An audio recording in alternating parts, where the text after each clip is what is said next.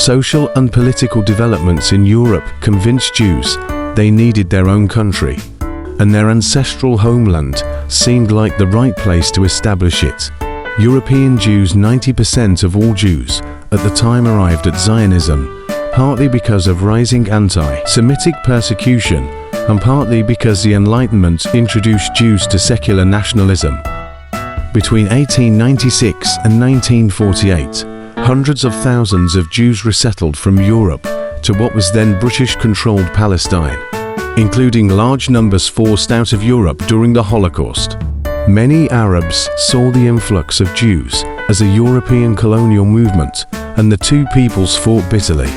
The British couldn't control the violence, and in 1947, the United Nations voted to split the land into two countries.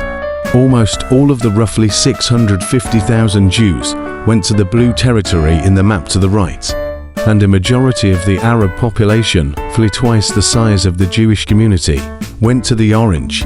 The Jewish residents accepted the deal. The Palestinians, who saw the plan as an extension of a long-running Jewish attempt, pushed them out of the land, fought it. The Arab states of Egypt, Jordan, Iraq, and Syria all later declared war on Israel, as well, albeit not to defend the Palestinians.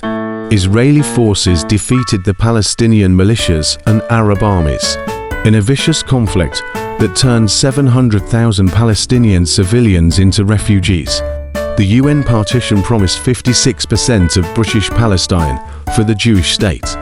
By the end of the war, Israel possessed 77% everything, except the West Bank and the eastern quarter of Jerusalem controlled by Jordan, as well as the Gaza Strip controlled by Egypt. It left Israelis with a state, but not Palestinians.